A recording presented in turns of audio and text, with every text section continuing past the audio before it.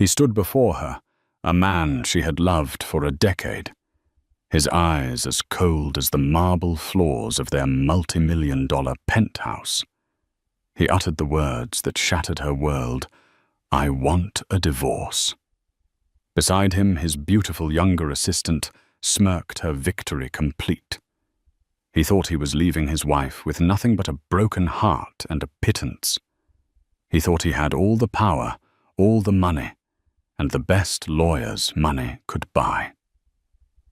What he didn't know was that the quiet, unassuming woman he was casting aside was the beloved niece of Jonathan Albright, a name whispered with fear and reverence in the darkest corners of corporate law, a billionaire phantom who didn't just win cases, he ended dynasties. And family to Jonathan Albright was everything.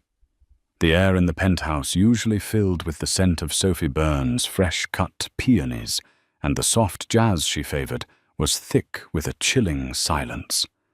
It was the kind of silence that precedes a storm, heavy and suffocating. Declan Holt, her husband of 10 years, stood across from her, his custom-tailored suit, looking more like armor than clothing. He had that look on his face, the one he got right before closing a ruthless deal, a mixture of detached ambition and predatory focus. Sophie had once found it thrilling. Now it terrified her. "Sophie, we need to talk." He began, his voice devoid of the warmth she'd built her life around. "Of course, Declan. Is everything all right at the firm?" She instinctively moved to loosen his tie, a ritual she'd performed 1,000 times, but he flinched back, a small, almost imperceptible movement that felt like a slap. "This is about us," he said, his gaze flicking toward the panoramic window overlooking the city lights of New York. He couldn't even look at her. "It's not working anymore. It hasn't been for a while." Sophie's heart began a frantic, painful rhythm against her ribs. "What are you talking about?" "We're fine. We were just planning the trip to Tuscany." "You were planning it, Sophie," he corrected, finally meeting her eyes. They were arctic. "I've been preoccupied. I've met someone." The words hung in the air, grotesque and alien. Sophie felt the blood drain from her face. This couldn't be happening. They were Declan and Sophie, the golden couple. She had given up her promising career as a painter to support him through his MBA, hosted countless dinners, to charm his superiors, and manage their life with meticulous care so he could focus on his meteoric rise at a prestigious private equity firm. She was the foundation upon which he had built his empire. "Who?" The word was a choked whisper. As if on cue, the polished mahogany door to the penthouse swung open. In walked Kendra Shaw, Declan's junior analyst. She was everything Sophie wasn't. Any more sharp, sleek her ambition, a palpable energy field. She wore a dress that was criminally expensive and utterly inappropriate for a simple visit. She walked not to the living area, but directly to Declan's side, her hand possessively sliding into his. The gesture was a declaration of war. "Kendra." Sophie's voice broke. The betrayal was a physical blow, knocking the air from her lungs. The countless late nights at the office, the business trips, the sudden password on his phone, it all coalesced into a monstrous, undeniable truth. "I want a divorce," Declan stated, as if discussing a quarterly report. "I've instructed my lawyer to draw up the papers. They're very generous, all things considered. I'll give you the condo in Miami and a one-time payment. It's more than fair." Fair. Sophie's shock was slowly being consumed by a rising tide of white-hot rage. 10 years of my life, my career, my support, and you offer me a vacation home and a payment. Kendra smirked, a small, cruel twist of her lips. "Don't be dramatic, Sophie. You haven't worked in years. You were living off his success. This is a golden parachute for a life you didn't even build. That was the line. The carefully constructed dam of Sophie's composure burst. "Get out!" she hissed, her voice trembling with a fury she didn't know she possessed. "Both of you, get out of my home." "Technically," Declan said, straightening his tie with a preening motion. "It's my home. Every asset is in my name, a precaution my father insisted on. You'll find that legally you have very little claim to anything. Take the deal. It's the smart play." He tossed a business card onto the coffee table. "Robert Greer, my attorney. Have your lawyer call him." He then turned and, with Kendra clinging to his arm, walked out of the life they had built together, leaving Sophie standing alone in the silent, cavernous space that was no longer her home. The city lights blurred through her tears. He had taken everything. He thought he had left her powerless, penniless, and broken. He had made the gravest miscalculation of his life. The business card on the table felt like a final insult, but as Sophie stared at it, a memory surfaced, a promise made long ago by a man who rarely made them. Her quiet, reclusive uncle. The one her mother always told her to call if she was ever in real trouble. The one Declan had met once years ago and dismissed as a stuffy old academic. Sophie's tears stopped. The trembling in her hands subsided, replaced by a cold resolve. Declan had a high-powered lawyer. But she had family. She picked up her phone, her fingers flying across the screen to find a number she hadn't dialed in over 5 years. The next 2 days were a blur of hollowed-out shock and nauseating anxiety. Sophie stayed with her friend Laura Chen in a cozy apartment that felt both like a sanctuary and a cage. The official documents arrived via a stone-faced courier. Spreading them out on Laura's dining table, the legal jargon was like a foreign language, but the numbers were brutally clear. Declan's offer, which he'd called generous, was an insult spat in the face of their shared history. He offered her the Miami condo, which she knew was saddled with debt from a recent renovation, and a one-time payout of $250,000. In the context of their lifestyle of the tens of millions Declan managed and earned, it was less than a rounding error. It was what he might spend on a car. Or a few watches. The penthouse, the art collection she had painstakingly curated their stock portfolio, their savings. All of it was claimed by him, protected by a prenuptial agreement. She'd been rushed into signing days before their wedding, told it was a mere formality for his family's business. "This is a joke, Sophie," Laura said, her eyes blazing with indignation as she scanned the pages. "He's trying to erase you, to pay you off like a fired assistant, not the woman who was his partner for a decade." "He said everything is in his name," Sophie whispered, tracing the letterhead of the law firm, Greer, Caldwell and Finch. It looked expensive and intimidating. "He said I have no claim."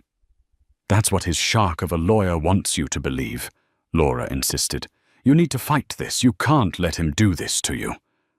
The fight felt impossible.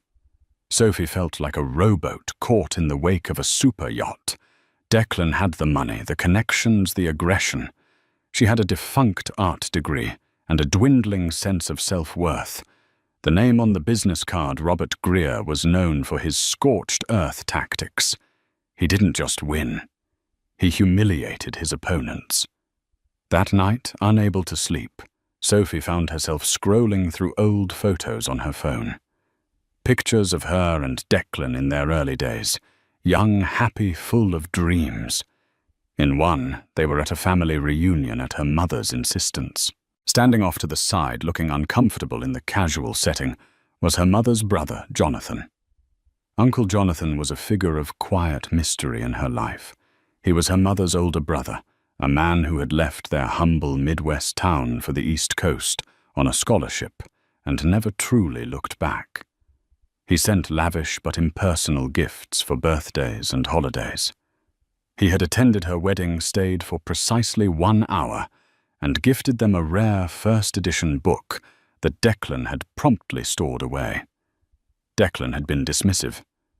"Your uncle is an odd one, Soph. All that money and he dresses like a history professor." But Sophie remembered her mother's words spoken to her a month before she passed away. "Sophie, honey, if you are ever in real serious trouble, the kind of trouble that feels like the world is ending, you call Jonathan. Don't be proud. Just call. He takes care of family." It felt like a last resort, a desperate plea to a virtual stranger. What could he do? He was just a lawyer, wasn't he? Probably semi-retired, living off old money. But Declan's cruelty had pushed her past the point of pride. She was in the kind of trouble that felt like the world was ending. With a deep, shuddering breath, she found his number in her contacts. It was just listed as Uncle Jonathan. Her thumb hovered over the call button. She imagined his detached, formal voice. She imagined having to explain her humiliating failure of a marriage. She almost backed out, but then she pictured Kendra's triumphant smirk, and a steel rod of determination solidified in her spine. She pressed the button. It rang twice. "This is Albright." The voice was exactly as she remembered, deep calm and utterly devoid of fluff. There was an unnerving stillness to it, as if he existed in a soundproof room. "Uncle Jonathan, it's Sophie. Sophie Byrne." She immediately cursed herself for using her married name. "Sophie Holt, I mean." There was a pause, but it wasn't an empty one. It felt analytical.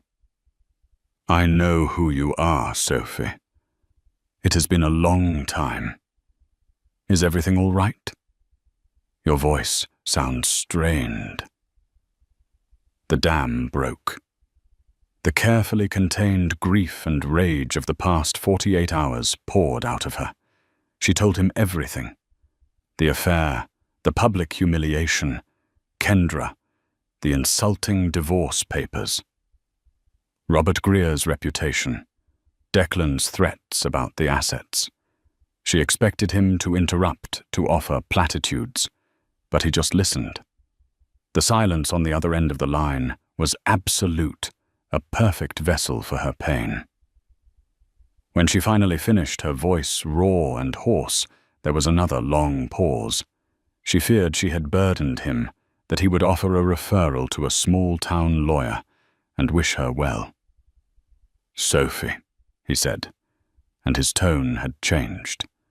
The academic detachment was gone, replaced by something cold and hard, like sharpened steel. "Where are you right now?" "I'm at a friend's place in the village." "Stay there. Do not sign anything. Do not speak to Declan or his attorney. Do not respond to any communication from them whatsoever. A car will be at your friend's address tomorrow morning at 9 o'clock. It will bring you to my office. We have work to do." "Your office? But I can't afford a lawyer like—" He cut her off, but not unkindly. "You are my sister's daughter. You are my family. There is no cost. Declan Holt made a grave error when he decided you were a liability to be discarded. He is about to learn what a real liability looks like." He paused, and in that final moment, Sophie understood the source of the legends that surrounded him. "Tomorrow, we begin the process of dismantling him." He hung up. Sophie sat in the dark, the phone still pressed to her ear. For the first time in days, she wasn't afraid. She felt a flicker of something she hadn't felt in a very long time, hope forged in the promise of retribution. The car that arrived the next morning was a black, impossibly sleek sedan, with windows so tinted they looked like polished obsidian. The driver, a man built like a bank vault, simply held the door open for Sophie, nodding respectfully, without a word. The ride through Manhattan was smooth and silent, a stark contrast to the turbulent storm in Sophie's mind. She had expected to be taken to a standard law office, perhaps a floor in a midtown skyscraper. She was wrong. The car pulled into a private gated driveway in front of a historic brownstone on the Upper East Side. It was elegant and understated, with no sign, no plaque, nothing to indicate the power that resided within. The driver escorted her to the heavy oak door, which opened before he could knock. A woman in a perfectly tailored grey suit greeted her. "Miss Byrne, Mr. Albright is expecting you. Please come in." The interior was not an office. It was a sanctuary of quiet power. Dark wood paneling, floor-to-ceiling bookshelves, filled with leather-bound legal texts and first-edition classics, and a faint scent of old paper and Earl Grey tea. It was less a law firm, and more the personal library of a king. She was led to a large study at the back of the house, overlooking a serene, manicured garden. Jonathan Albright stood by the window, silhouetted against the morning light. He was taller than she remembered, dressed not in a flashy suit, but in a simple, perfectly cut charcoal wool jacket and trousers. He turned, and his eyes, a piercing grey, met hers. There was a kindness in them she hadn't seen before, reserved only for her. "Sophie," he said, his voice softer now. "I'm so sorry for what has brought you here." He gestured for her to sit in one of the deep leather armchairs in front of a large mahogany desk. On it, a single file was laid out. "My team has already done a preliminary workup." Sophie was stunned. "Your team? But I only called you last night." A faint, thin smile touched his lips. "When my family is involved, I am very efficient. Let us discuss Declan Holt." For the next hour, Sophie recounted her story again, but this time it was different. Jonathan interjected with precise, incisive questions, not about her feelings, but about facts. When did Declan start his own investment vehicle? What was the name of his offshore holding company? He mentioned once. Who were his closest business associates? What was Kendra Shaw's official title? He took no notes, but his focus was absolute, his memory seemingly photographic. When she handed him the divorce settlement from Robert Greer, he scanned it once, his expression unreadable. Then he did something that shocked her. He took the thick stack of papers and without a word dropped it into the wastebasket beside his desk.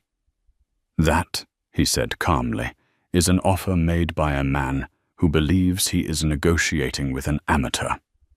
He is not. He is negotiating with me." He leaned forward, his hands clasped on the desk.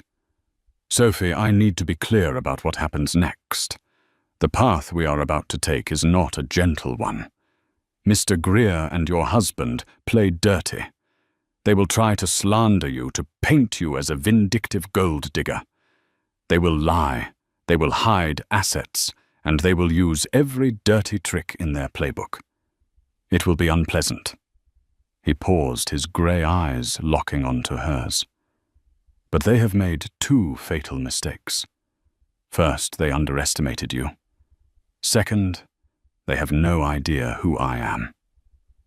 My name is not on any letterhead. I am a silent partner in 3 of the most powerful firms in the world. I don't litigate traffic disputes, Sophie. I restructure nations' debts. I handle hostile takeovers for corporations that could buy small countries. I advise people whose names you only read about in history books. And when I take on a personal case, I do not lose." The sheer weight of his words settled over her. This was the man Declan had dismissed as a stuffy academic. "Declan thinks his wealth is a fortress," Jonathan continued, his voice dropping to a low, dangerous tone. "He is about to find out it is a house of cards in a hurricane. We will not be asking for a fair settlement. We will not be asking for the penthouse and a portion of his portfolio. That is the game he wants to play. We will play a different one." He stood and walked over to a credenza, pouring her a glass of water. "Our objective is twofold. First, we secure your future, not with his scraps, but with the full half of the marital assets he has illegally concealed. Second, we ensure that Declan Holt understands in no uncertain terms the profound consequences of betraying my sister's daughter." He handed her the glass, his expression shifting from iron to avuncular care. "This will be difficult for you, but you will not be alone. I have the best forensic accountants, private investigators, and legal minds on the continent. They now work for you. All I need from you is your trust and your permission to act." Sophie looked at this man, this enigmatic powerhouse who was her blood. In him, she saw not just a lawyer, but a protector.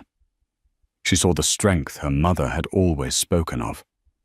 She remembered Declan's smug face, Kendra's cruel smirk, and the feeling of being discarded like trash.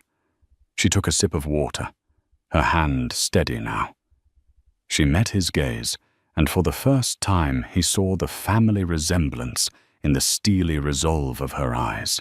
"You have it," Sophie said, her voice clear and strong. "You have my permission. Do it." Jonathan Albright gave a slow, deliberate nod.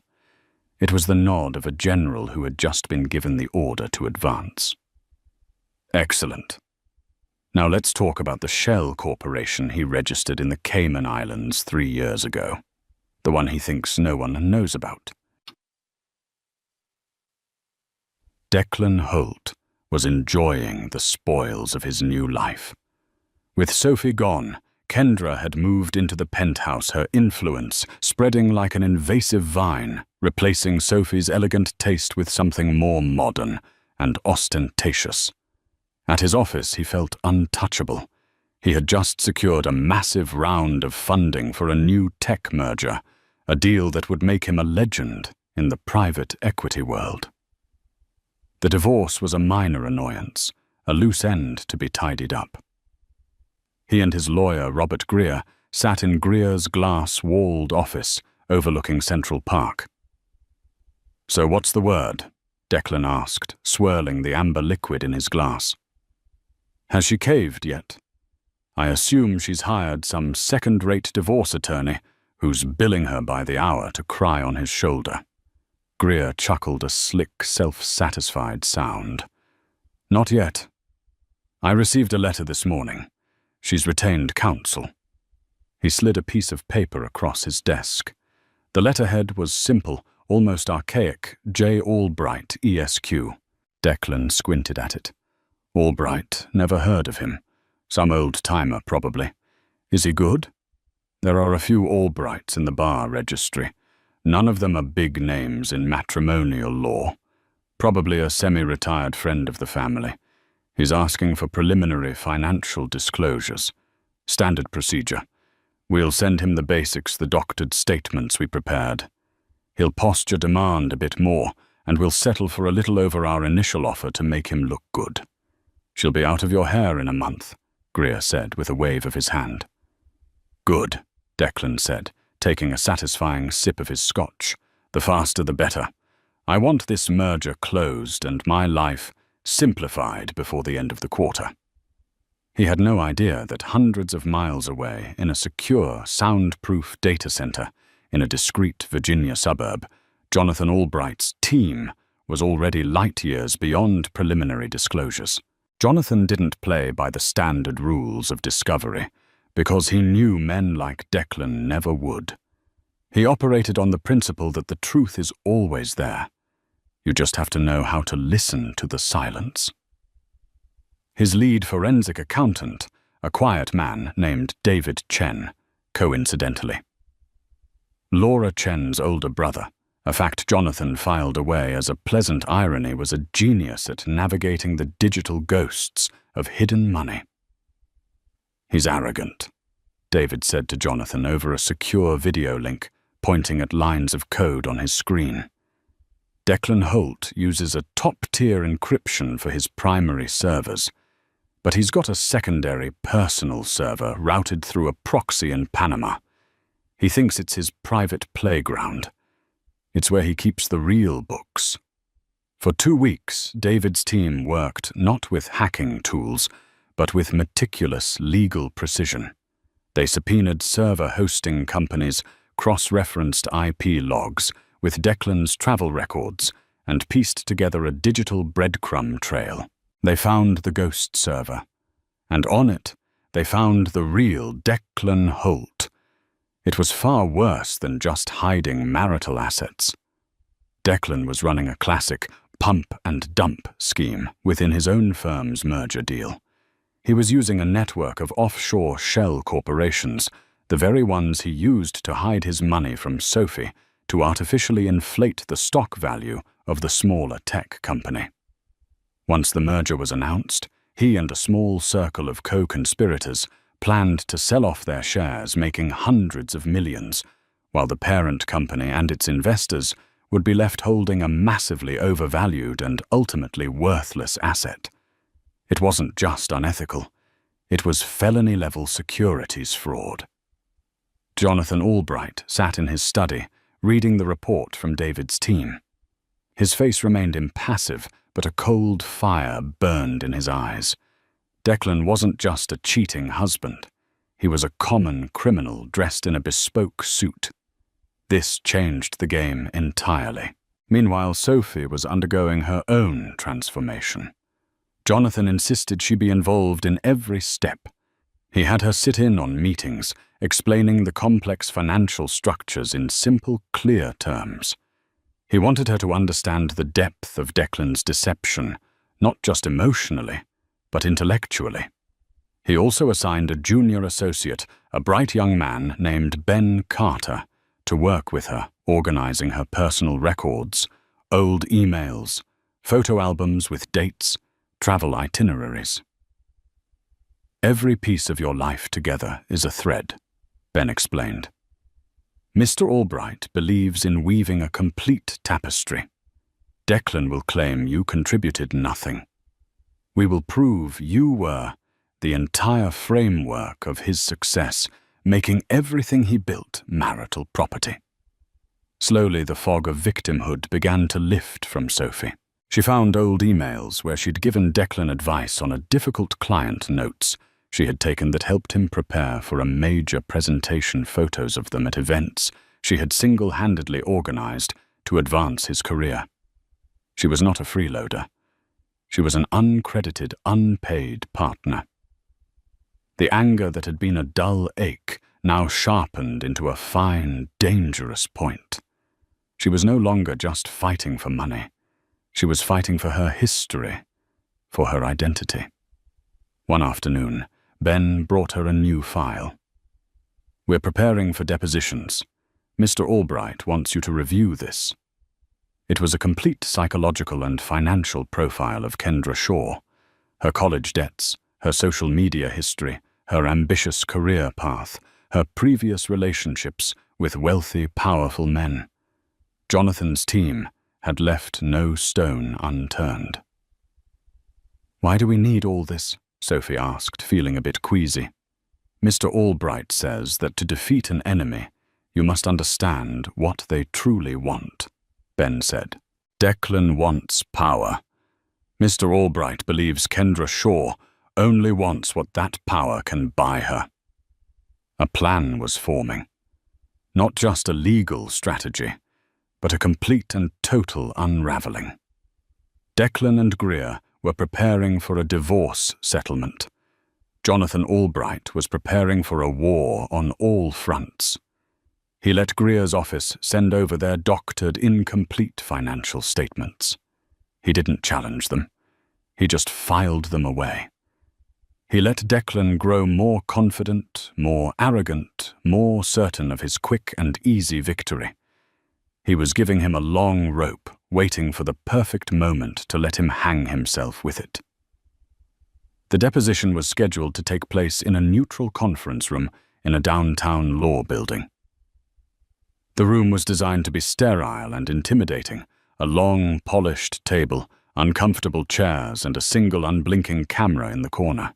Declan Holt arrived with Robert Greer, both men looking confident and relaxed, as if they were stopping in on their way to a celebratory lunch. Declan wore a smirk that never quite left his face. He saw Sophie sitting on the opposite side of the table and gave her a nod that was both condescending and pitying. She looked different. Her hair was pulled back in a severe professional style, and she wore a simple but impeccably tailored dark blue dress. There was a stillness about her he didn't recognize. Beside her sat a bland-looking, middle-aged man who introduced himself as Ben Carter. Declan assumed he was her lead attorney. Greer leaned over to Declan. "See, not even the main guy showed up. He sent a junior. They're not serious. We'll be out of here in 2 hours." The court reporter swore Declan in. Ben Carter began with a series of simple foundational questions about his career, his income, and the timeline of his marriage. It was boilerplate, and Declan answered with practiced ease, occasionally glancing at Greer for an approving nod.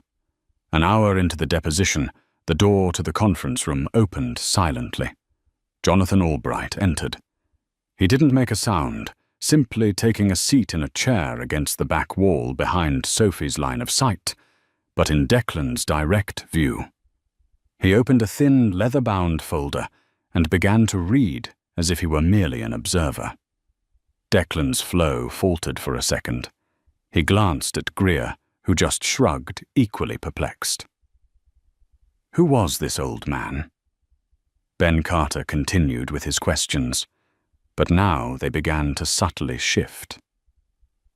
Mr. Holt, let's turn to your corporate assets. Can you list for the record all entities holding companies or investment vehicles in which you hold a controlling interest?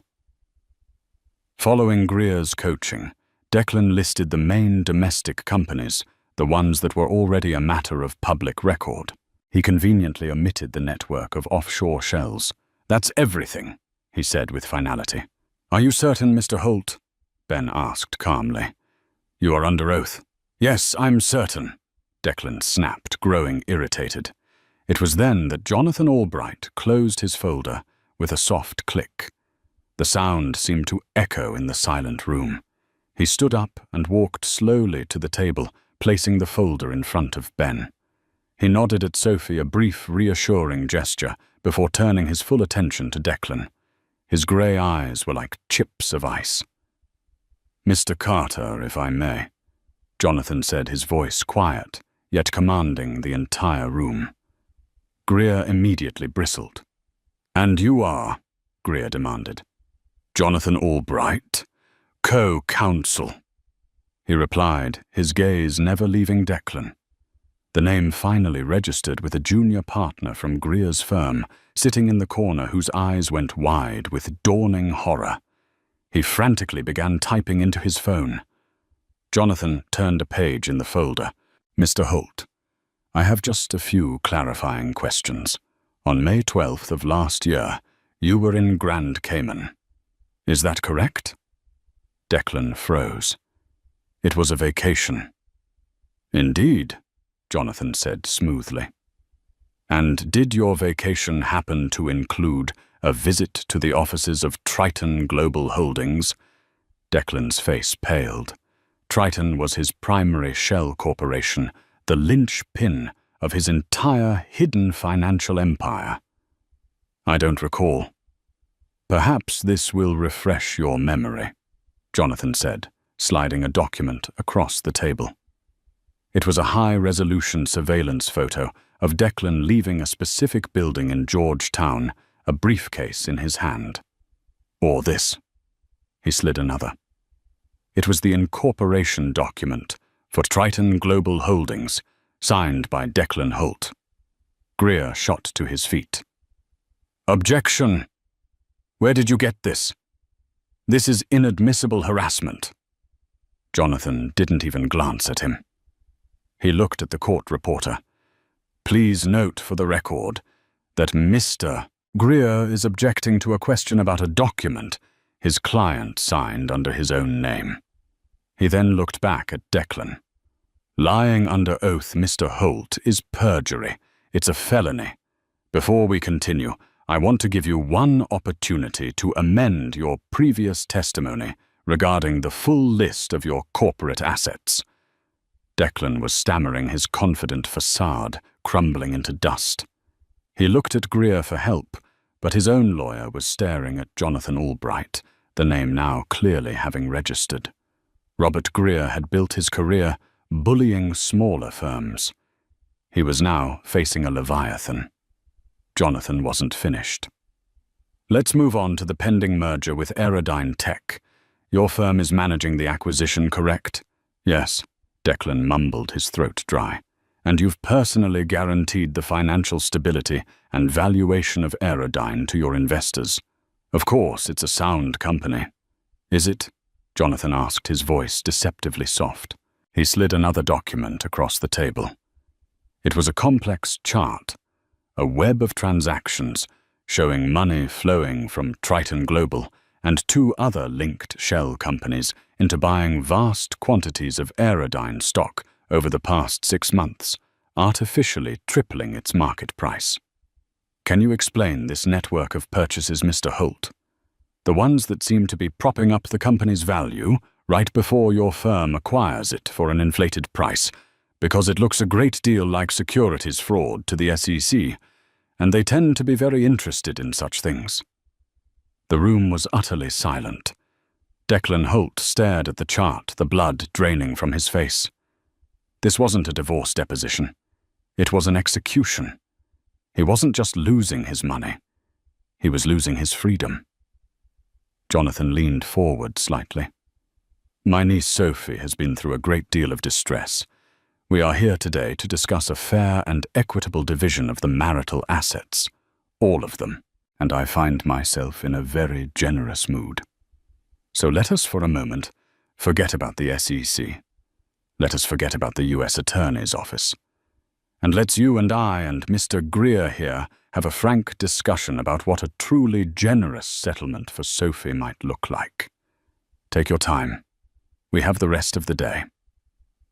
Declan looked from the damning evidence on the table to the unblinking eye of the camera, and then to the cold, unwavering gaze of the man who had just systematically dismantled his entire world in less than 10 minutes. He was trapped, utterly and completely. The deposition was a bloodbath. When Kendra Shaw was called in next, she walked in with the same confident swagger as Declan.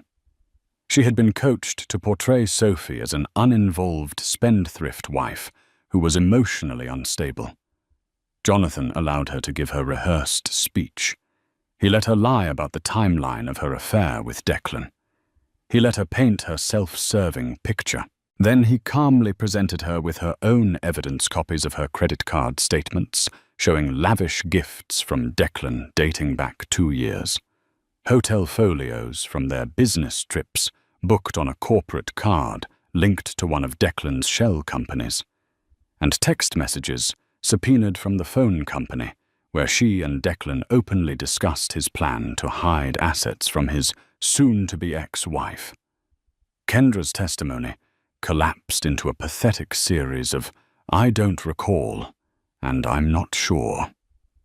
When Jonathan presented her with an email where she discussed the Aerodyne Tech deal with Declan, boasting about the monster payday they were going to get, she invoked her Fifth Amendment right against self-incrimination. The damage was done. She was not just a mistress. She was a co-conspirator. That evening, a shell-shocked Robert Greer called for an immediate settlement conference. The bravado was gone, replaced by the quiet panic of a man whose career was flashing before his eyes. They met not in a sterile conference room, but in the quiet, imposing study of Jonathan Albright's brownstone. Declan looked like a ghost. He hadn't slept. The man who had walked into the deposition, a master of the universe, now looked like a cornered animal. Kendra was not with him. "All right, Albright." Greer began, his voice strained. "What do you want?" Jonathan sat behind his desk, Sophie seated beside him. She was no longer a spectator. She was a partner in this judgment. "What I want, Mr. Greer, is irrelevant," Jonathan said calmly. "What my client is entitled to is what we are here to discuss. And what she is entitled to is a full and complete half of a marital estate that by our forensic accountant's conservative estimate is valued at approximately $94 million. Not the paltry $3 million you declared." Declan choked. 94. That's insane. That's my entire net worth. Everything I've built. No. Sophie said, her voice steady and clear. It was the first time she had spoken directly to him. "It's everything we built. And you used it to commit federal crimes." The directness of her accusation struck Declan silent. Jonathan slid a meticulously prepared binder across the desk. "This is the settlement agreement. It is not a negotiation. It is a statement of fact." Greer opened it. His eyes widened as he read the terms. The Manhattan penthouse title to be transferred to Sophie Byrne, free and clear of all liens. The full art collection independently appraised at $12 million. The Hamptons Beach House.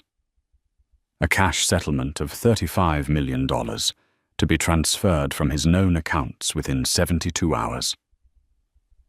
Declan would assume all marital debts, including the underwater mortgage on the Miami condo. A permanent, irrevocable, non-disclosure agreement, preventing Declan from ever speaking publicly or privately about Sophie or her family. "This is impossible," Greer stammered. "This would ruin him. He'd be left with nothing but debt and his stake in a company that's about to be investigated." "That is an astute summary," Jonathan said, his voice flat. "It is also the only alternative to option B." "Option B?" Declan asked, his voice barely a whisper. Jonathan picked up a second, much slimmer folder from his desk. It was unmarked. "Option B is quite simple. You reject this settlement. In that event, at 9 o'clock tomorrow morning, a full copy of our findings, the offshore accounts, the evidence of perjury, the entire pump and dump scheme, complete with your lover's corroborating emails, will be delivered via messenger to the Enforcement Division of the Securities and Exchange Commission and the U.S. Attorney's Office for the Southern District of New York. Your assets will be frozen pending a federal investigation. Your firm will fire you. Your investors will sue you. And you, Mr. Holt, will very likely be trading your bespoke suits for a government-issued jumpsuit." He let the words hang in the silent room. "You will lose everything anyway," Jonathan concluded. "The only difference is that with option A you get to keep your freedom. It is by any measure an extraordinarily generous deal. You have 1 hour to decide." Declan looked at the papers, his mind racing. It was checkmate. Jonathan Albright hadn't just come to the game with a better strategy. He had flipped the entire board over. He had used the law not as a tool for negotiation, but as a weapon of absolute destruction. All of Declan's cleverness, his ruthlessness, his hidden accounts, they were all just ammunition that Jonathan had turned against him. He looked at Sophie, really looked at her for the first time in years. He saw not the docile, supportive wife he had decided to discard, but a formidable woman with eyes of steel. He had poked a sleeping bear, only to find out it was guarding the entrance to a dragon's lair. His shoulders slumped in utter defeat. His empire was gone. His reputation was shattered. His future was a black hole of debt and disgrace. "I'll sign it," he croaked, the words tasting like ash in his mouth. Robert Greer, looking pale, simply nodded, already calculating how to distance himself from his now toxic client. Jonathan pushed a pen across the desk. A wise decision. As Declan signed away his empire, Sophie felt no elation, no joy. Just a quiet, profound sense of justice. It wasn't about the money. It was about the truth. It was about reclaiming the decade he had tried to erase. He hadn't just lost a divorce case. He had been weighed, measured, and found wanting by a power he could never have comprehended. The weeks following the settlement conference were strangely quiet. The cataclysm of Declan Holt's downfall didn't happen with a thunderous roar, but with the silent, creeping finality of a rising tide. Sophie heard the news not from a triumphant phone call from her uncle, but in trickles and whispers from the social circles she had once inhabited. A call from a former friend, her voice dripping with faux concern, mentioning Declan had abruptly resigned from the firm. A small dry article in the financial section online about the collapse of the Aerodyne Tech merger, citing unforeseen internal complications. The news was sanitized, scrubbed of its damning details by corporate lawyers, but the message was clear. Declan was out. He was erased. Then came the final pathetic bookend to that chapter of her life. Laura called her voice a mixture of pity and disgust. Kendra Shaw had been seen at the airport boarding a flight to London. A mutual acquaintance had reported that she had left Declan a terse note and had taken with her a Patek Philippe watch he'd just given her a parting gift she apparently felt she had earned. He had traded his entire kingdom for a mercenary's fleeting loyalty, and in the end was left with nothing but debt and the hollow echo of his own arrogance. Sophie felt no thrill of victory, no surge of vengeful pleasure. There was only a profound, somber sense of closure. The war was over. The ghost that had haunted her was exorcised. Her first act of reclamation was to return to the penthouse. Walking through the door with the keys feeling heavy and foreign in her hand was a surreal experience. The space was still filled with the ghosts of her past life. Kendra's sterile, modernist furniture, all chrome and black leather, felt like an insult to the home Sophie had so lovingly curated. For a day, she simply walked the silent rooms, touching the cold marble countertops, looking out at the sprawling city that had once felt like their shared throne. It wasn't a home anymore. It was a museum of a life that no longer existed. The next morning, she made a decision. She hired a team of movers with a simple instruction. Take everything that isn't nailed down, donate the furniture, sell the electronics. I want the space empty. She didn't watch them work. Instead, she went to her storage unit, a place she hadn't visited in years, and unsealed a large, dusty trunk. Inside, protected by cloth, were her old art supplies. The familiar sharp scent of turpentine, linseed oil, and old charcoal filled her senses, and it felt like breathing for the first time in a decade. When she returned to the penthouse, it was a cavernous, empty shell. Sunlight streamed through the floor-to-ceiling windows, illuminating dust motes dancing in the air. In the center of the vast, empty living room, she unrolled a canvas, set up an easel, and began to paint. At first her hands felt clumsy, her mind blank. But then something broke free. All the pain, the betrayal, the rage, and the slow dawning hope of the past few months poured out of her. She painted with a feverish intensity, losing track of time, forgetting to eat, forgetting everything but the colors and the shapes forming before her. She was not just painting a picture. She was rebuilding a soul. The penthouse, the Hamptons house, the art collection Declan had viewed as mere assets on a spreadsheet, she sold them all. It was a systematic dismantling of her past, a cleansing by fire. She worked with a team of financial advisors, recommended by Jonathan, her own team, and found a deep, surprising satisfaction in the work. She was no longer a passive beneficiary of wealth. She was its intelligent, decisive steward. With the immense capital she now commanded, she didn't retreat into a quiet life of luxury. She went on the offensive for her dreams. She found a beautiful, neglected building in Soho, a former textile factory, with incredible light and soaring ceilings. She poured her energy and resources into transforming it, not just managing decorators, but directing architects and contractors. She was building something that was wholly and completely hers. She named it the Byrne Gallery. Her own name, the one she was born with, was etched in elegant steel letters beside the door. The opening night was a resounding success. The space was alive, filled with the vibrant, pulsing energy of New York's art scene. Critics, collectors, artists, and friends mingled their voices a happy buzz under the high ceilings. The walls were covered not with the cold, calculated investments Declan had favored, but with the bold, passionate work of emerging artists, the very people she wanted to champion.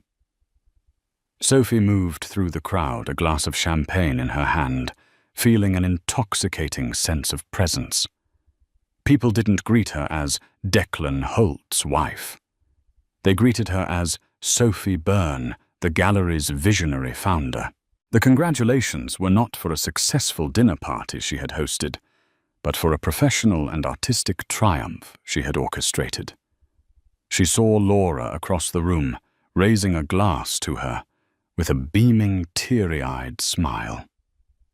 She saw Ben Carter, the young associate from her uncle's team, looking around with genuine admiration. But it was in a quiet alcove, looking at a particularly striking abstract canvas, that she found the man who had made it all possible. Jonathan Albright stood with his hands clasped behind his back, looking more like a proud professor observing a star pupil than a corporate titan. He was watching her, a rare, soft smile on his face. "I could never have done this without you," Sophie said, her voice thick with an emotion that ran deeper than simple gratitude. "You gave me back my life." Jonathan turned his gaze from her to the art on the wall. "I disagree," he said, his voice calm and measured. "Declan Holt took a hostage. I merely provided the key to the cell. I opened a door for you, Sophie. You were the one who had the courage to walk through it and build all of this." He gestured around at the thriving, beautiful space she had created. "This," he said, "has nothing to do with me. This is not the result of a legal victory. This is the result of your resilience, your talent, and your will. Your mother always said you had a fire in you. You just let someone else's shadow dim it for a while." He placed a hand on her shoulder, a gesture of profound respect. "I am proud of you, not for winning a fight, but for remembering who you were meant to be all along." His words settled in her heart, a powerful, validating truth. He hadn't just been her avenger. He had been her mentor, forcing her to see the strength within herself. Later that evening, long after the last guest had departed, Sophie stood alone in the center of her silent gallery. The moonlight streamed through the large front windows, casting long shadows on the floor. She looked at her reflection in the dark glass, a woman standing tall, surrounded by art and beauty, the architect of her own world. Declan had tried to make her a footnote in his story. Instead, she had become the author of her own epic. She was no longer a victim, no longer a wife, no longer defined by anyone but herself. She was Sophie Byrne, and as she took a deep, cleansing breath, she felt a sense of peace settle over her, a peace born not of revenge, but of a profound and victorious reclamation. Her canvas was no longer empty. It was vibrant, full of life, and entirely her own. In the end, this wasn't just a story about a divorce. It was a story about power. The arrogant power of a man who sees people as assets, and the quiet, unshakable power of a family that refuses to let one of its own be broken.